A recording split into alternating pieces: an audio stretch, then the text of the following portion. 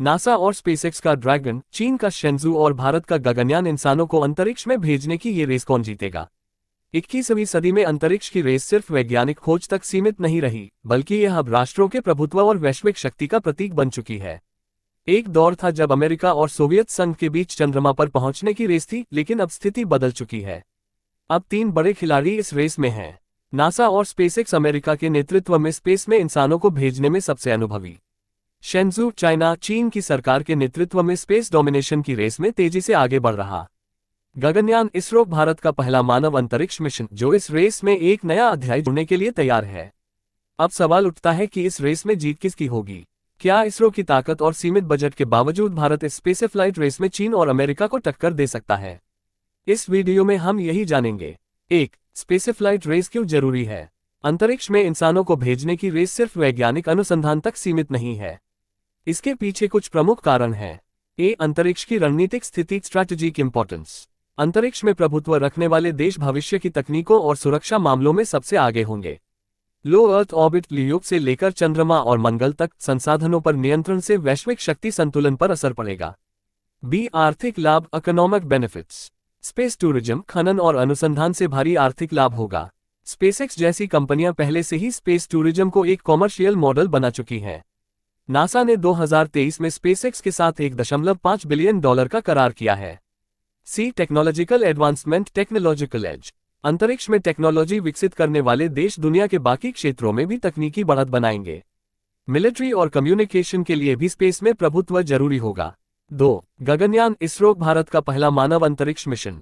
इसरो का गगनयान प्रोजेक्ट भारत के लिए एक ऐतिहासिक कदम है। एक मिशन का उद्देश्य भारत के 3 अंतरिक्ष यात्रियों को लो अर्थ ऑर्बिट लियो में भेजना। मिशन की अवधि करीब 7 दिन होगी। मिशन का मुख्य उद्देश्य भारत की मानव अंतरिक्ष क्षमता का परीक्षण करना है।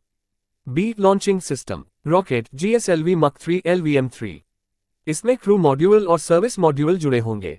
क्रू मॉड्यूल भारतीय अंतरिक्ष यात्रियों को सुरक्षित रूप से ले जाने और वापस लाने के लिए डिजाइन किया गया है।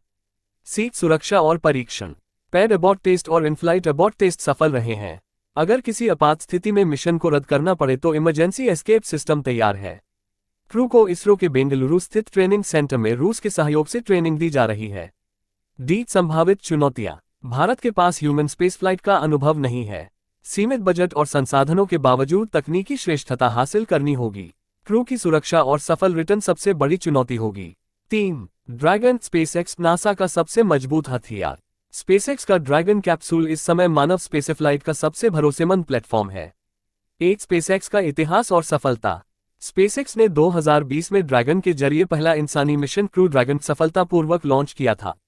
नासा ने स्पेसएक्स को इस इंटरनेशनल स्पेस स्टेशन तक एस्ट्रोनॉट भेजने का कॉन्ट्रैक्ट दिया है। ड्रैगन पूरी तरह से ऑटोनोमस स्वायत्त है, यानी इसे खुद से कंट्रोल किया जा सकता है। विशेषताएं। रीयूजेबल डिजाइन, बार बार इस्तेमाल किया जा सकता है।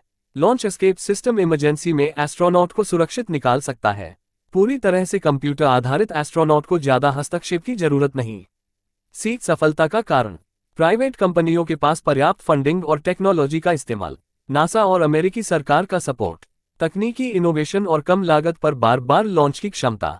4. शेंजू चाइना, चीन का अंतरिक्ष साम्राज्य। चीन पिछले कुछ दशकों में स्पेस रेस में तेजी से आगे बढ़ा है। चीन के मिशन का उद्देश्य तियानगोंग, चीन का स्पेस स्टेशन में एस्ट्रोनॉट भेजना। मून बेस और मंगल मिशन के लिए ट्रेनिंग। चीन ने अब तक 6 से अधिक मानव मिशन पूरे किए हैं। तकनीकी विशेषताएं। रॉकेट, लॉन्ग मार्च सीरीज। स्पेस स्टेशन, तियानगोंग 2022 में पूरा हुआ। क्रू एस्केप सिस्टम, सुरक्षा के लिए चीन ने विशेष तकनीक विकसित की है। चीन की रणनीति। मिलिट्री और सिक्योरिटी के लिए स्पेस का उपयोग। टेक्नोलॉजिकल एडवांसमेंट और आर्थिक शक्ति का प्रदर्शन। अमेरिकी प्रतिबंधों के बावजूद चीन ने खुद के स्पेस प्रोग्राम को सफल बनाया। 5. कौन जीतेगा ये रेस। अब सवाल उठता है, कौन सबसे आगे है। स्पेसएक्स के पास सबसे ज्यादा अनुभव और तकनीकी बढ़त है। चीन के पास सबसे बड़ा फंड और सरकारी समर्थन है। इसरो के पास सीमित बजट लेकिन उच्च सफलता दर की प्रतिष्ठा है। 6. भविष्य की रेस कैसी होगी। स्पेसएक्स और नासा की जोड़ी अभी सबसे आगे है। चीन ने अपनी तकनीकी क्षमता साबित की है। इसरो अगर गगनयान मिशन को सफल बनाता है तो यह भारत के लिए एक नया युग होगा। निष्कर्ष, इसरो को आगे बढ़ने के लिए क्या करना होगा। टेक्नोलॉजी इनोवेशन, भारत को रीयूजेबल रॉकेट और ऑटोनोमस सिस्टम्स पर ध्यान देना होगा। प्राइवेट कोलैबोरेशन स्पेस एक्स जैसे प्राइवेट मॉडल को अपनाना होगा। स्पेस स्टेशन भारत को अगले दशक तक अपना खुद का स्पेस स्टेशन बनाने की योजना बनानी होगी। क्या आपको लगता है कि भारत गगनयान मिशन के बाद स्पेस रेस में टॉप पर पहुंच सकता है? कमेंट में अपनी राय बताएं। अगर वीडियो पसंद आया तो लाइक, शेयर और सब्सक्राइब जरूर करें।